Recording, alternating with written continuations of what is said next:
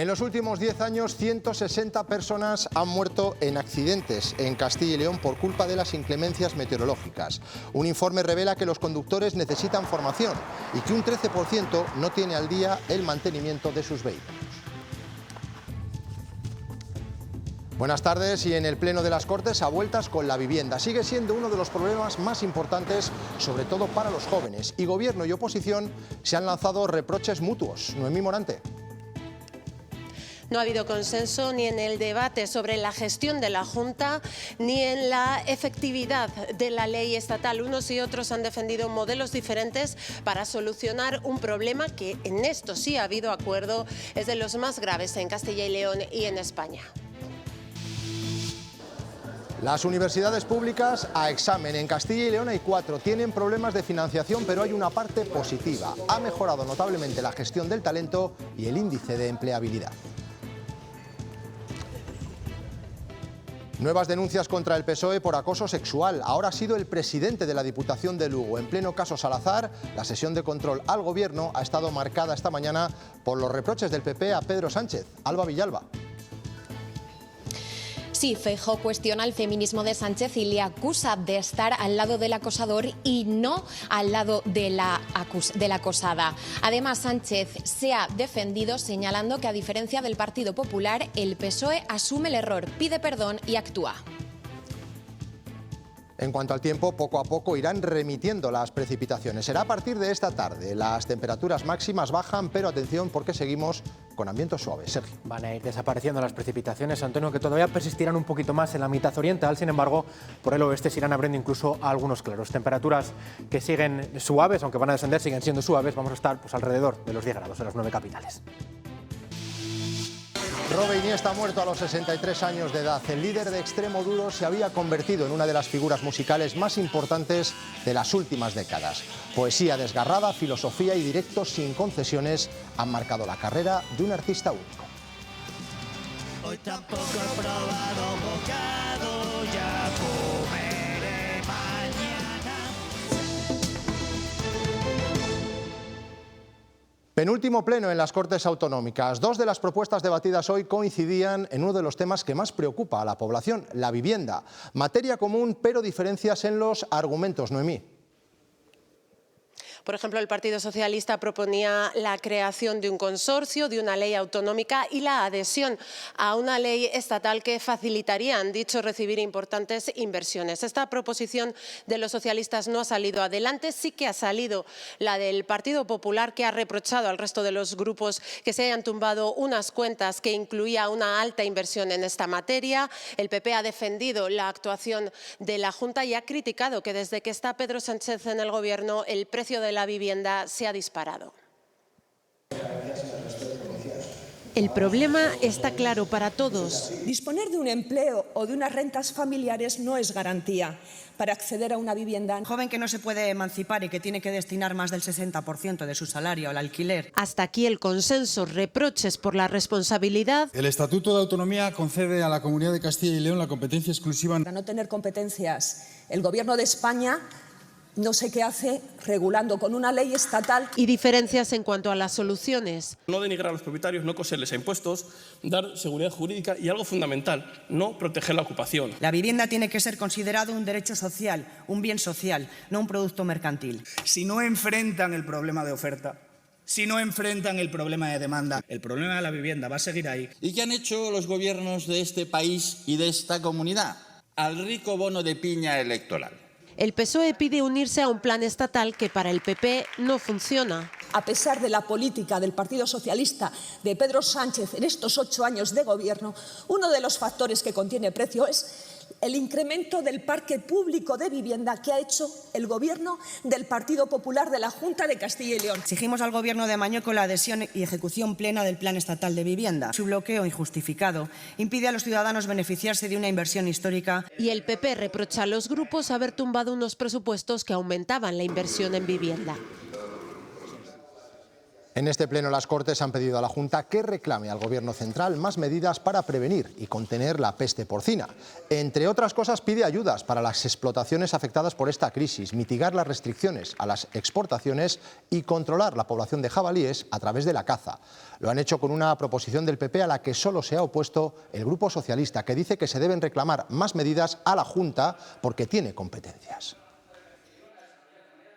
La relajación del control detona la bomba epidemiológica que representa al jabalí, acercando los núcleos y los ciclos silvestres y urbanos de las enfermedades. Si algo ha demostrado esta crisis es que existe un vacío autonómico en vigilancia sanitaria de fauna silvestre y ese vacío hay que rellenarlo, no pedirle a Madrid que lo haga por ustedes. Si la Administración necesita a los cazadores, debe eliminar burocracia, simplificar trámites y apoyarles de forma efectiva, porque la caza no es un problema. Es una garantía, es prevención y es seguridad. Nos vamos ahora hasta Segovia, que abre un nuevo horizonte en la actividad económica y en la creación de empleo con la puesta en marcha de su plan territorial de fomento. En su presentación, el presidente de la Junta ha detallado que las principales medidas se centran en el suelo industrial, pero también en la financiación empresarial o en la creación del centro de transferencia del conocimiento.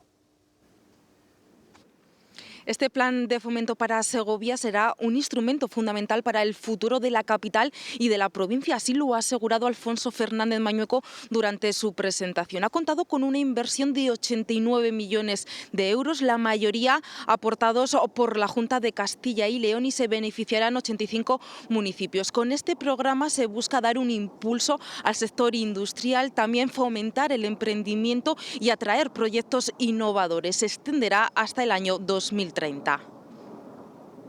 Y este plan no solo es una hoja de ruta, este plan es un compromiso adquirido con Segovia y, por tanto, con Castilla y León.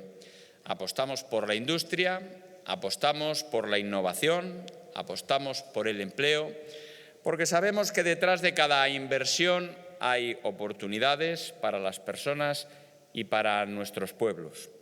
Y hoy demostramos que la política útil existe. La dirección del PSOE ha recibido una denuncia interna contra el presidente de la Diputación de Lugo, José Tomé, por un presunto caso de acoso sexual. Se suma a otros casos, los del ex asesor de Sánchez, Paco Salazar, y del secretario de organización de los socialistas en Torremolinos. Estas denuncias han reverberado en la sesión de control en el Congreso. Alba Villalba. Sí, el último cara a cara del año entre Feijóo y Sánchez se ha centrado en el caso Salazar, en el acoso y también en los nuevos escándalos de presunto acoso sexual que afectan directamente al Partido Socialista. Feijóo dice que Sánchez aprende feminismo en los prostíbulos y el presidente del Gobierno se defiende señalando que, a diferencia del Partido Popular, el Partido Socialista asume el error, pide perdón y actúa. Defiende Sánchez que su partido ha sido el que más ha ayudado y apoyado a las mujeres. Por su parte, el líder del Partido Popular, Alberto Núñez Feijóo, también acusa a Sánchez de estar al lado del acosador y no de la acosada, y le equipara y le iguala con Salazar, también con Ábalos y con Koldo. ¿Qué atributos vio usted en los señores Cerdán, Koldo y Paco Salazar para convertirles en sus hombres de confianza? El feminismo a todos nos da lecciones, a mí el primero, y la gran diferencia entre ustedes y nosotros es que nosotros asumimos los errores cuando se cometen. Los eligió a todos porque están hechos a su imagen y semejanza. Usted no es mejor que ellos, usted es uno de ellos. Entre el acosador y la acosada, usted está con el acosador. El acoso laboral, señoría, según una encuesta del Ministerio de Igualdad que se ha publicado hace pocos días, es un problema estructural, sistémico. Este gobierno apoya a las mujeres y si hay una amenaza es la coalición negacionista que forma usted con el señor Abascal. La sentencia también del fiscal general del Estado ha marcado un rifirrafe también en esta sesión de control. En este caso, entre el secretario general del PP y el ministro de Justicia. Dice Tellado que es hora de que también se vaya Bolaños por su defensa durante estos meses a García Ortiz. Señala que con su defensa ha hecho un ridículo histórico. Por su parte, Bolaños ha vuelto a destacar la brillantez de García Ortiz y ha vuelto a mostrar su discrepancia con una sentencia con la que dice solo comparte algunos puntos. Condenado, inhabilitado, fulminado. Ese es su sitio, el de los delincuentes. Y ahí le ha puesto el tiempo, como usted acertadamente predijo. De la mano de García Ortiz debería irse usted también, que lo ha defendido hasta el final, haciendo un ridículo histórico. Que cabía una interpretación más favorable al principio de presunción de inocencia y más ajustada a la prueba que se practicó en el juicio. Pese a ello, absoluto respeto a las instituciones y a la justicia. Que el fiscal general del Estado sacó una nota en la que contaba la verdad y desmentía un bulo, y que Álvaro García Ortiz tiene una trayectoria jurídica brillante y dedicación al servicio público. Es Teresa Peramato, que ha prometido el cargo de fiscal general del Estado un día después de que se haya conocido la sentencia contra su predecesor Álvaro García Ortiz. La jurista salmantina lo ha hecho en este acto en el Palacio de la Zarzuela ante Felipe VI. El BOE ya ha publicado esta mañana el nombramiento de Peramato al frente del Ministerio Público. Un Felipe VI que ha recibido también en Zarzuela a Mahmoud Abbas, el líder palestino, visita Madrid por segunda vez después de que se reconociera a Palestina como Estado de pleno derecho. Y lo hace esta vez para seguir recabando apoyo diplomático y financiero en la nueva fase del conflicto, con el plan de paz de Trump vigente, pero con incontables violaciones por parte de ambos bandos. Hoy hemos hablado con un miembro de Médicos Sin Fronteras. La situación continúa siendo preocupante, dice, en la franja. Aitor Zabalcoque Azcoa ha conocido la situación en Gaza antes y después del alto el fuego del 10 de octubre. La gran diferencia es la intensidad de los bombardeos, porque el resto la verdad es que no hay ningún cambio. Hay menos bombardeos, pero siguen los ataques israelíes que han matado desde ese alto el fuego a más de 300 personas y herido a casi 800. Este es el hospital Al-Shifa, que es el hospital más grande que hay en el norte, en la ciudad, que está completamente destruido. Este es nuestro centro de salud, que tampoco pienses que es un centro de salud que está montado con hierros y con plásticos. A las puertas del duro invierno gazatí preocupan los enfermos crónicos y las infecciones respiratorias. Médicos Sin Fronteras reclama incrementar las evacuaciones médicas. Gente que está esperando tratamiento oncológico o ortopédico o traumatológico que no se puede hacer dentro de la franja de Gaza porque los hospitales ya no tienen esa capacidad. Hay 16.500 personas esperando y de ellas 3.800 son niños. Escasea la ayuda humanitaria, la comida y los suministros. La única esperanza es ahora el tímido regreso a las aulas de los más pequeños. Los niños han empezado a ir a clase 1 hora al día, 2 horas al día. Y esto también pues para ellos les hace muchísima ilusión porque que empiezan a ver que los críos ya no están en la calle solo pues haciendo nada que han estado así durante 2 años. Sobrevivir es la prioridad de una población que no puede pensar más allá del día a día y entre la que aún está por ver, además, el impacto psicológico de esta guerra. El Nobel de la Paz ya se ha entregado en una ceremonia sin la galardonada, sin María Corina Machado. La opositora venezolana, que por seguridad sigue en paradero desconocido, no ha asistido a la ceremonia. En su nombre ha recibido el galardón su hija, Ana Corina Sosa.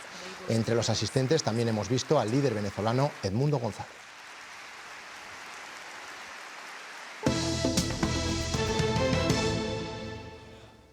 Segunda jornada de la huelga de médicos. Una treintena de facultativos se han concentrado a las puertas del Hospital de Segovia para recordar su principal reivindicación, un estatuto propio para la profesión médica y facultativa. Hoy el seguimiento de los paros en la comunidad ha sido del 24,5%. Les hablamos ahora de las universidades públicas españolas. Aún no han recuperado los niveles de inversión que tenían antes de la crisis de 2009. La inversión por estudiante en nuestro país supera los 18.000 euros, pero aún está lejos de los más de 21.000 que se invierte en Europa. Y todo en un escenario donde la privada va ganando terreno. El gasto público en las universidades españolas sigue estando lejos del 1% que se ha marcado la ley del sistema universitario. Todavía hay margen de maniobra para que Castilla y León invierta más en sus universidades públicas. Aumenta la presencia de la universidad privada, aunque en ámbitos concretos. Se están centrando sobre todo en estudios de posgrado, ¿no? En másteres, en disciplinas, digamos, con buenas perspectivas laborales. Castilla y León sigue siendo una de las comunidades donde menos cuesta estudiar en la privada. El esfuerzo que realizan estudiantes y sus familias en este caso sería menor que en otros lugares, como por ejemplo pues Cataluña, Navarra. Según este informe, existe un desajuste entre la formación universitaria que se ofrece y lo que demanda el mercado laboral. Hay un déficit en este sentido de graduados en disciplinas STEM, ¿no? En ciencias, en ingenierías. La retención del talento de docentes e investigadores sigue estando pendiente. Pero la cuestión es también la rigidez que tienen las universidades, ¿no?, públicas, pues para contratar. El informe deja patente la desigualdad entre territorios, donde cada comunidad autónoma realiza un esfuerzo diferente. El 22% de los conductores reconoce cometer infracciones de tráfico cuando las condiciones meteorológicas no acompañan. Y lo más preocupante, el 13% admite no tener al día el mantenimiento de su vehículo cuando viaja con lluvia, niebla o nieve. Son datos de un estudio que ha realizado una aseguradora, del que también se desprende que con estos fenómenos adversos el riesgo de accidente aumenta en un 70%. Ana Martínez. Así es, de hecho, en Castilla y León en la última década se han producido 160 accidentes mortales con este tipo de inclemencias meteorológicas. La mayoría se producen entre los meses de octubre y diciembre y normalmente en carreteras convencionales como esta. También en muchos de esos casos hay camiones implicados. El último trimestre del año es el peor para la accidentalidad con meteorología adversa. Coincide con un mayor número de desplazamientos, especialmente durante los puentes o vacaciones. 1 de cada 10 muertos en carretera está relacionado con estos fenómenos.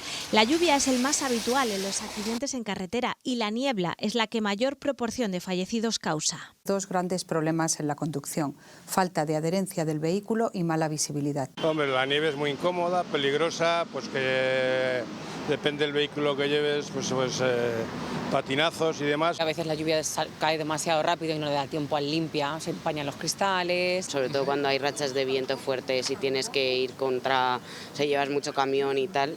Niebla, porque reduce mucho la visibilidad y al final, por muy despacito que vayas, pues siempre puede aparecer algo que no te esperas. Por eso es muy importante tomar todas las precauciones. Es vital tener el coche en buen estado, prestando especial atención a los neumáticos, a las luces y a las escobillas. Además, debemos moderar la velocidad y aumentar la distancia de seguridad, ya que circulando a 90 kilómetros con lluvia, el vehículo necesitará 32 metros más para detenerse. Lo preocupante es que 9 de cada 10 conductores admiten no tener formación suficiente para conducir en este tipo de circunstancias. Un 22% reconoce cometer infracciones y un 13% no tener al día el mantenimiento de su vehículo. Muere una mujer en Catarroja después de permanecer 3 días en la UCI por una paliza que le había propinado su pareja. El agresor había sido detenido, pero fue puesto en libertad con medidas cautelares antes del fallecimiento de la víctima. Ya son 6 las mujeres asesinadas en los últimos 10 días por violencia de género, 44 en lo que va de año. Estas imágenes cedidas por Diario de Burgos son de una agresión grupal a una niña de 13 años en Miranda de Ebro. Ocurrió el viernes por la tarde, cuando la joven salía de clase en el polideportivo de Andúba. Recibió insistentemente golpes, patadas, puñetazos y tirones de pelo. Una amiga trató de defenderla, pero se lo impidieron, igualmente con violencia. Todo fue grabado por el propio grupo. Hoy el instituto de estos jóvenes ha activado el protocolo antiagresiones, aunque la paliza se produjo fuera del horario escolar. No es la primera vez que actúan. Hace 2 meses fueron denunciados por hechos similares. En el campus María Zambrano, en Segovia, 7 grupos de alumnos de tercero y cuarto de publicidad han sido los protagonistas de un concurso de primer nivel. La Asociación Espirituosos de España les había propuesto crear una campaña para promover el consumo responsable de alcohol entre los jóvenes. El grupo ganador vería cómo su idea se hacía realidad. Los estudiantes han respondido con creces. La deliberación del jurado no era nada fácil. Todos los proyectos presentados estaban a la altura y podían convertirse en campañas reales. En las caras de los estudiantes de tercero y cuarto, los nervios y la ilusión cuando entraban a escuchar el veredicto. Que estarían a la altura de cualquier agencia de publicidad, incluso a veces más, por esa frescura que nos pueden aportar que las agencias quizá no tengan.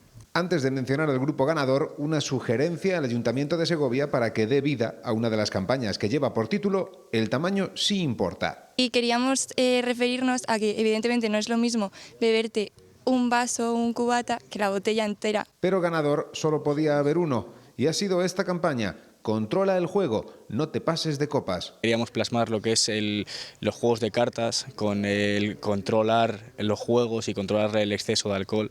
Lo más destacado para la asociación que convocaba, el hecho de que han sabido captar que ciertos mensajes llegan mejor cuando se alejan de prohibiciones y negaciones. Que capte sin paternalismos, trasladar en positivo un mensaje que cuando uno decide tomarse una copa, lo haga siempre con esa responsabilidad. Ahora queda por ver si son las dos campañas las que terminan cobrando forma. Al menos una sí lo va a hacer. En Unicaja te ayudamos a destapar el potencial de base que llevas dentro. Unicaja. Te atreves y la vida se abre. La Junta de Castilla y León ya trabaja en la próxima política agraria común. Así lo ha confirmado esta mañana en Burgos la consejera de Agricultura, María González Corral. Se han entregado ya 98 millones de anticipo, mientras se sigue negociando en Bruselas cuál será el presupuesto definitivo para el periodo post-2027. Desde la Junta se tiene claro que se busca una PAC con un presupuesto estable y dos pilares clave: la incorporación de la juventud al sector primario y los regadíos. Pensando, como no, en la futura PAC, esa futura PAC que se está negociando estos días en Bruselas con pasos importantes y en los que Castilla y León hemos dejado claro qué es lo que queremos. Queremos una PAC futura, una PAC post-27, con un presupuesto sólido, con dos pilares y que contemple distintas actuaciones que para nosotros son fundamentales, como pueden ser la incorporación de jóvenes o los regadíos. Más de 5.000 euros de media se han invertido en criptomonedas este año en Castilla y León, y eso sitúa a nuestra comunidad por encima de la media nacional. Y hay mucha diferencia entre provincias. Eso sí, en la calle todavía hemos notado cierta desconfianza hacia este tipo de inversiones. ¿Conocemos qué son las criptomonedas? Sí, más o menos. Sí, lo que son. Me suena, pero no me interesa nunca por ella. Pero en la calle la gente no se fía. ¿Invertiría en criptomonedas? De momento no. De momento no me fío. No es una inversión que me parezca fiable. Quizá porque es un dinero que no se puede tocar, que solo existe en el mundo virtual, aunque la tendencia está cambiando. Que ese miedo que había antes hacia las criptomonedas ha cambiado, ¿no? Y entonces ya la gente empieza a destinar parte de su inversión a activos como Bitcoin. La inversión media en criptomonedas en la comunidad se ha situado este año en 5.400 euros, muy por encima de la media nacional y con grandes diferencias entre provincias. La que más ha invertido es León. Es un perfil mucho más maduro, es un perfil ya con cierta experiencia, con ahorros, que sabe que tiene que mover el dinero, porque si lo deja en el banco parado, pues la inflación se le come. La gran apuesta es el Bitcoin, la moneda digital más conocida. Activos de mucho riesgo que suben y bajan y muy rápido. Hasta 2016, 2017, incluso 2018, la narrativa era muy de, oye, no, pero es que esto es para blanquear capitales, es que esto es para financiar el terrorismo, esto es que es para narcotraficantes. Cuando la realidad es que todas estas cosas se hacen mucho más con moneda fiat, con euros y con dólares, que con criptoactivos. Por cierto, que en la declaración de la renta es obligatorio comunicar que se opera con criptomonedas, pero solo hay que hacerlo si hay beneficios. Comienza el turno para los acusados en el juicio por la trama eólica que investiga 75 millones de euros en mordidas durante la concesión de un centenar de parques eólicos. Esta mañana ha declarado el que fuera viceconsejero de Economía de la Junta. Rafael Delgado, que de momento solo ha contestado a las preguntas del Ministerio Fiscal, asegura que todo lo controlaba de forma directa el entonces consejero Tomás Villanueva. 36 años de prisión y 239 millones de euros de multa. Es la pena que se pide para Rafael Delgado, el principal acusado de la trama eólica, aunque su defensa está basada. La decisión fue del consejero y tenía esa finalidad operativa, no quitar la competencia a los jefes de servicio, sino simplemente tener una interlocución más directa. Para Delgado fue el ya fallecido Tomás Villanueva quien ordenaba las paralizaciones de parques, quiénes se convertían en socios o cómo se asignaban los cupos de evacuación. La instrucción era clara. Sí, la instrucción era clara. ¿Podía decirle usted al director general, visto lo que está pasando, casi es mejor autorizarlos? Había una negativa del consejero a autorizarlos. ¿Asumió, por tanto, usted esta negativa del consejero? Y todos. Una jornada que empezaba a las 10 de la mañana, en la que solo ha dado tiempo a responder al Ministerio Fiscal y en la que el juez tuvo que intervenir en varias ocasiones. No, mire, es que eso no se lo han preguntado. Tiene que hablar más alto y más al micrófono. Además, ahora se le ha apagado, con lo cual ya... Yo no insisto, porque como si no quiere declarar, es su decisión. Dígamelo. Pero yo ya no se lo voy a repetir más. Lo lamento. Si usted no pone interés en su grabación, es como que no quiere declarar. Eso no es lo que le han preguntado. Vamos a ver si, porque estamos aquí en un diálogo de sordos. Y vamos a ver. Delgado es el primero de un total de 15 acusados, para los que se piden más de 130 años de cárcel y 800 millones de euros en multas.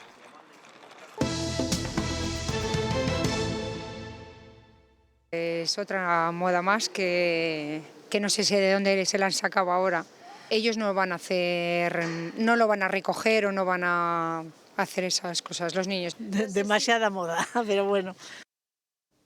Ya lo ven, los elfos traviesos despiertan opiniones para todos los gustos y algunas familias lo ven un engorro. Los ayudantes de Papá Noel se están colando estos días en las casas de millones de personas. Aprovechan cuando los peques están dormidos para cometer trastadas. Así que anden con ojo cuando despierten por la mañana, no vaya a ser que se encuentren algún desperfecto que les hayan causado. Mira, papá, lo que tienen yo los elfos. Les han pillado de lleno, desordenando todos los armarios, haciendo de las suyas en el bidel o haciéndose selfies a su manera. Pero si hay algo que les gusta mucho hacer a estos ayudantes de Papá Noel es comer. Y se ha comido todo. Se lo ha comido todo. A ver qué ha hecho Piper hoy. Aprovechando que Alejandra estaba dormida, pues Piper ha llenado el árbol de papel higiénico. Aunque hay otros a los que les gusta más dibujar en ellos. Trastadas nocturnas. ¿Han quitado las pilas? ¿Ha quitado las pilas, Ana? Sí. ¿Quién? Elfo. En casa de quienes aceptan acogerles hasta el 24 de diciembre. Y aunque se porten un poquito mal... ¿Qué hacen los elfos? ¿Les quieres? A ver cómo quieres a los elfos. A ver. Se les termina cogiendo cariño. 843.000 espectadores de audiencia media en 2025 para las 7 de Castilla y León Televisión. Son los datos de la última oleada del Estudio General de Medios que confirman a nuestros canales como los medios de comunicación líderes en la comunidad. Nuestra apuesta por la información local y regional, de cercanía y los contenidos de producción propia nos han vuelto a hacer merecedores de su confianza. Desde aquí les transmitimos nuestro agradecimiento un año más. Les hablamos del Palencia Sonora, un festival que se ha ido consolidando durante los últimos años hasta convertirse ya en todo un clásico del verano. La organización apuesta ahora por extender sus tentáculos a otras épocas del año. Nace Navidad Sonora y ya conocemos el cartel. Lola Rebolleda. Palencia Sonora se ha convertido en una marca de la ciudad palentina más allá de sus fronteras. Cada junio atrae a miles de personas a su festival. Ahora los organizadores quieren trasladar ese buen ambiente a las Navidades y aprovechar también que son muchos los que vienen a pasar esta época navideña a casa, a Palencia. De ahí surgió la idea de crear un festival de invierno que se va a celebrar en el pabellón de deportes de Palencia el sábado 20 de diciembre durante toda la tarde-noche a partir de las 7.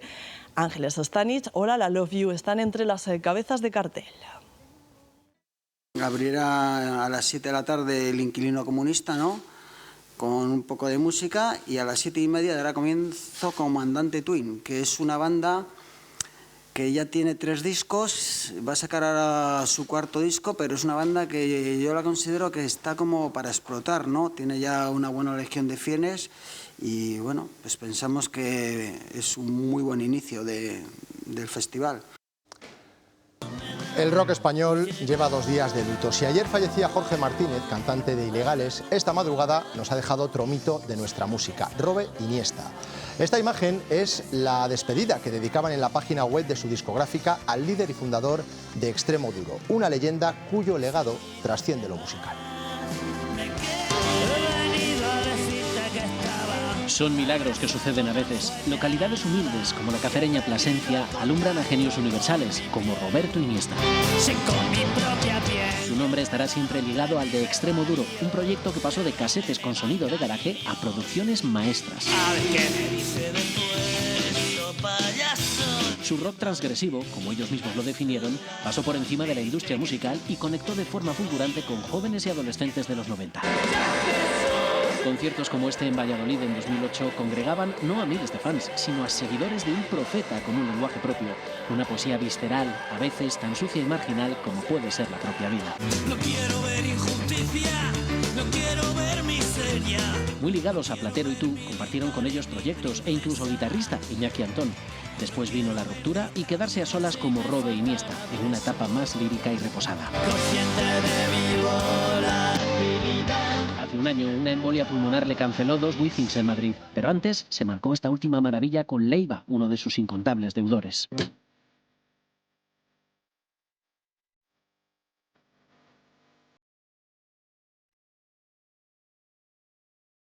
Irreverente, excesivo, lenguaraz, nunca tuvo problema en vivir como quiso. Su espíritu no vuela ya más libre, porque eso es seguramente imposible. Solo queda preguntarse si este epitafio precoz y propio se hará realidad.